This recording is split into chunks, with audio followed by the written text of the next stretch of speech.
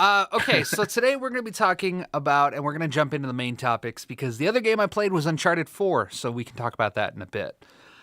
Okay, so readers, consumers, killing criticism reviews scores. Good job, JJ. You're welcome. So here's what I'm trying to say.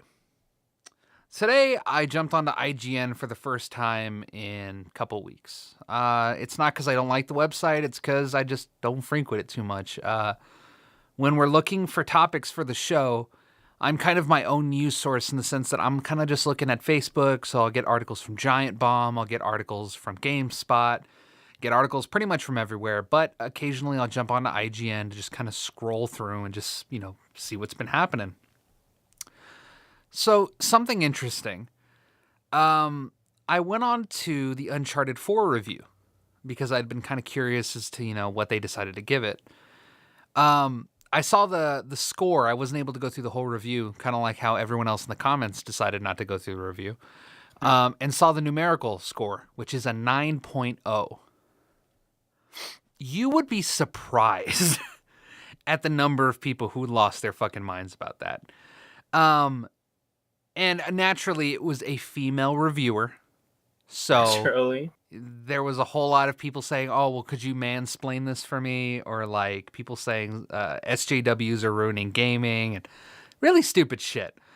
Really, and her only criticism was the third act of the game is kind of bloated and it's kind of redundant and the environments get stale, which I believe. Like, fuck, the other Uncharted games did that. Though I'm noticing on Uncharted 4, it isn't quite to that degree. Anyway, so I kind of shrugged that off and I went, okay, people can have opinions that aren't 10 out of 10. Like, you complain about, these journalists, like reaching into these game developers' pockets. And then once it's very clear that they didn't give them the review they wanted, they didn't give them a 10 out of 10, they're jumping down the reviewers saying, oh, clearly this reviewer has no idea what they're talking about. So there's no winning. Anyway, moved past it and I jumped onto the Doom review. Now, Doom isn't doing so good. It's a review in progress, which means they haven't factored in the multiplayer or the map editor yet. They've only played the single player. But their review of the single player is 7.1. So I thought, wow, that's pretty low, but that's kind of what I would have guessed that the game would have got, considering, and we'll get more in depth with this on the Doom topic, that the game didn't have review copies sent out, which means that reviewers weren't able to review the game until after it came out. And we'll touch on why that's kind of an issue and why that's not good later on in the show.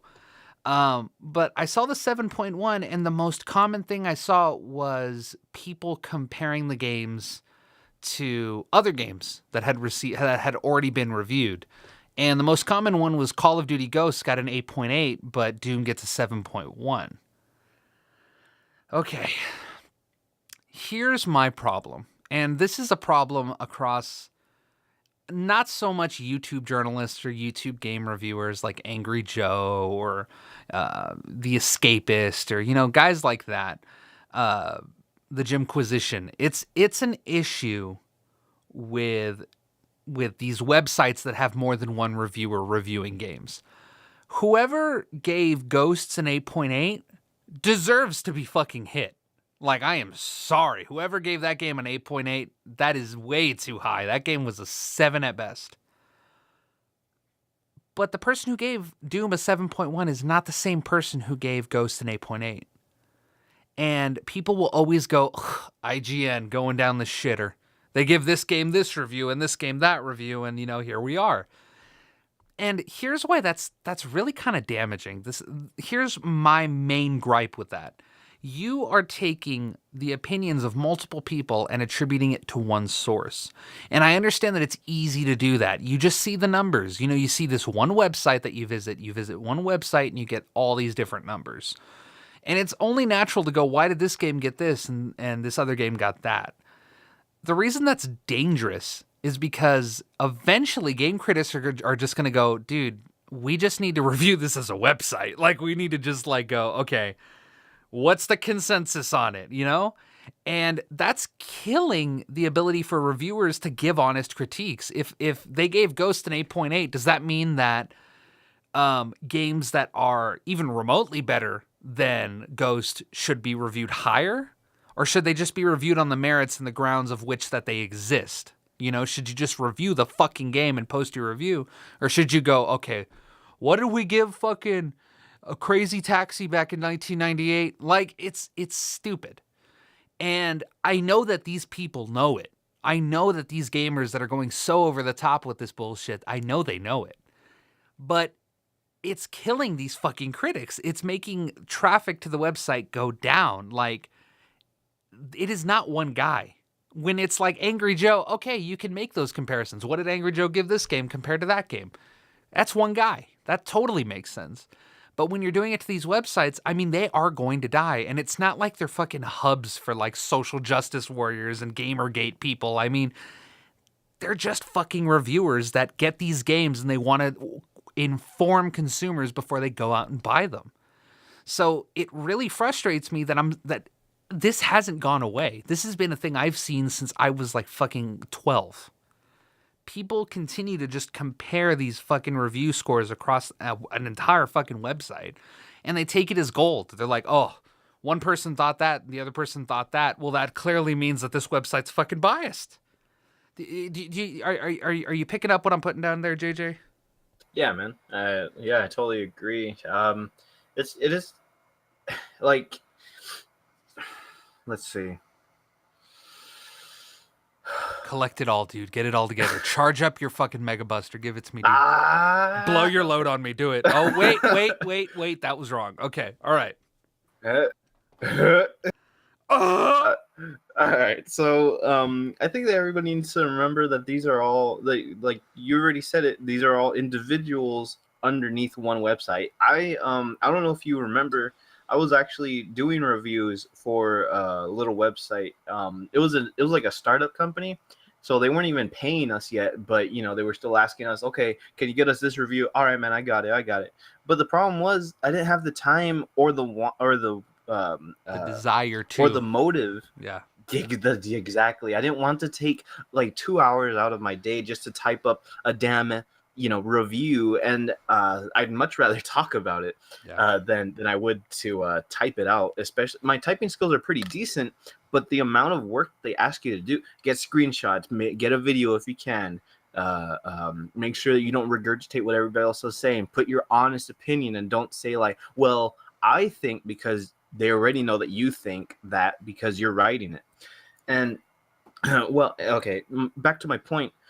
These people are individuals that you're supposed to follow who are under the umbrella of the company or the website. And the reason the websites hire them is because they understand that they can get a following, and the following that they get is from fans and, Twitter or whatever. And they start following them and they start getting a user base, and from those individuals getting a user base, so does the website, and everybody wins because they get a voice. The website gets the revenue, and so does, obviously the reviewer does as well.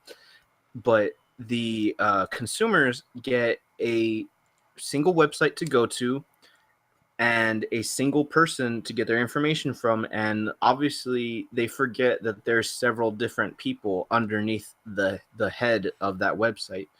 And that's kind of a thing that I saw when I was reviewing as well, because since we were a startup, a lot of us started getting shit from people like, well, this guy and this guy and this. Well, you have to understand, I'm me, he's him. I'm fucking 23, or at the time I'm 23 from Texas, and he's 19 in Australia. What the fuck do you expect? Yeah, I mean, and it's exactly that issue. It's the fact that a lot of people, they throw the same fucking tired excuses out. And I understand that games journalism has a lot of power and a lot of sway into what people buy. But guys, it's fucking video games. Why do you guys act like this is like your entire fucking world is being rocked and shaken and all your core values are being judged and you're just a shitty person now for liking a game that this other person didn't like? I mean, I don't understand that kind of mentality. It's obsession to the point where it's like, we all like video games. I like video games so much that me and JJ, we take 2, 3, 4 hours out of our week in order to do a show nonstop, sweating our asses off, trying to put as much heart as we can into stuff. That Texas heat, man. I seriously, and we all love games. But here's the thing. You are not indicative of the games that you like to play. That's totally different. That's how you spend your off time. Maybe it's how you spend your full time. But shit, it's a game. There's a life surrounding the game that you're playing, and you don't necessarily have to go like, oh my God, fuck games. I need to be outside all the time. That's totally not what it's got to be. But the amount of shit that these these game critics get is kind of fucking crazy. Some of them are warranted in a lot of the bullshit. And I'm not going to comment on the whole Gamergate stuff because I'm not well informed. I'm not well versed in the whole fucking mess that's, like it's bad. And I can't really comment on that, and I don't want to. I don't think I ever want to. But you have to understand that these are people. These are people that need to have a living. They need to do something in order to have a living. And honestly, there aren't very many ways that are kind of badass to have, a job than to be able to play video games all day, write reviews talking about the games that you played, and then just being able to go to these events where it's full of games. Every job has its down points. I'm not saying that, being a games critic is the greatest thing in the world. I wouldn't know. But it's a pretty decent job compared to working at fucking Whataburger or McDonald's, right? But these people throw the same tired argument out where they're like, well, why don't these people go onto YouTube? And, if they want to be judged as individuals, they should go to YouTube. Because not everyone can do YouTube, man. Not everybody can go, oh, I'm going to be a reviewer. I'm going to go on to fucking YouTube and I'm just going to put up my reviews and just all 4 people are going to check them out. It's going to be really good. People are going to love it. It's impossible. That's not sustainable. You don't have a job at that point. To the bigger YouTube reviewers, fucking kudos. I mean, you guys, you are in a pretty fucking awesome position to be able to be your own boss that way. But the amount of shit that these guys get for what? Having their own opinion? Like, I just don't understand that. And I think there's going to come a point where these guys and gals who just take themselves so fucking seriously with gaming, they're just going to run out all these fucking games websites. They're all just going to go away. And people are like thrilled about that concept. They're like, oh, we don't need them. We have these YouTube personalities. And it's like, and I'm supposed to trust the YouTube personalities better? These individual people who, most of them, and I'm not going to, name names, but like, it's very obvious that most of these guys are doing it for the fucking money. So it's like, and I'm supposed to trust these people with like, oh yeah, so we've been sponsored by this, we've been sponsored by EA, but here's our review on Battlefront.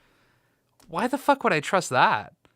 I mean, there's so many backdoor behind the scenes like, hey, do a sponsored video where you recommend it. I mean, look at the Shadow of Mordor thing. Do you remember that?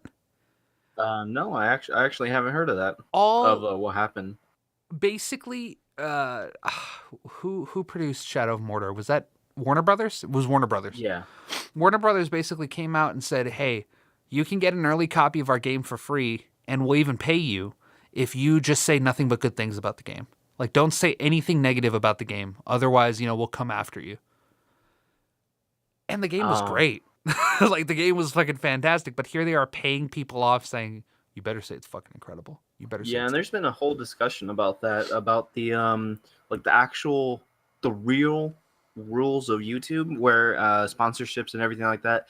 Anything that's behind the door is like that you don't mention or you don't say that is sponsored can be taken with immediate action of termination of your channel, or any revenue that you made off of that video being taken away from you. And it's really hardcore, but it's stuff that amateurs don't know about or they never learned about. Yep.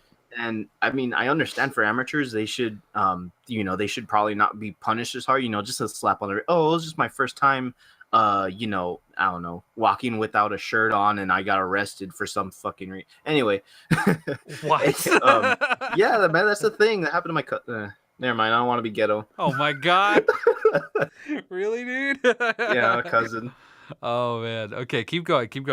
Yeah, so anyway, I think that a lot of that stuff, they're starting to take care of it more, or in a better they've responded better to being able to explain to YouTubers, these are your rules. You don't do these, you get in trouble. And I think it's really helpful for us as consumers to be able to know that this was not paid or this was not paid. Because if it's paid and if people find out that they were paid to say nice things about this game or that game without telling us, they can get in deep shit. And then we'll all find out because it'll be all over the fucking gaming news, you know? I mean, that's exactly right. I mean, we should hold game critics to a higher degree because these are people that actually had to go to college and were taught ethics, you know, when it comes to it. And there have been plenty of issues of ethics in the fucking games, the game critic, I guess, gaming journalism industry, especially with the Gamergate. Again, I'm not going to touch it. That's been going on, so we definitely can't say, oh, they're all saints. Oh my God, they all just they work so hard and they have ethics down to the fucking just. It's perfect. It's not a business. They're all like doing this for the good of society. You can't do that. But I'm gonna trust a review website over some random kid who possibly took a little bit of a bribe from a fucking game developer, which I can't think of many people who would say no to like, hey, cover our game, we'll give you money. I can't think of many people that would be like, no, I'm not gonna do it. So I would rather trust these people from these fucking websites than I would fucking some random kid who decided to talk about fucking Shadow of Mordor out of nowhere. Getting to the nitty gritty of the whole thing, and if I just had something, I guess, to close up, I would say, you know, these critics, they're not perfect. There's a lot of controversy. A lot of people never agree 100% with a critic's score, but give them a little bit of slack, give them a little bit of respect, because honestly, they're guys that sit there and they review these games for fucking hours and hours and hours and hours and hours. I should know, yeah, man. And they write these reviews that get like fucking quad edited, sometimes even more, where it's being picked apart and like, okay, is that perfect? Is that perfect? Perfect. And then to have these people just scroll to the bottom and go like, what did you give it? What's the number? Oh, you gave this other game a better review. Yes, someone else gave that game a better review than the game that is being reviewed presently. I'm sorry. But the bottom line is, it's not helping. And you may think that you want the entire games journalist industry to just fucking collapse. You probably don't. Uncharted 4 just released as of 5 days ago, the 10th. Which game? Uncharted 4, right? Oh, I don't know anything about Uncharted 4, man. Okay. I'm just sorry. Okay, so you shut up.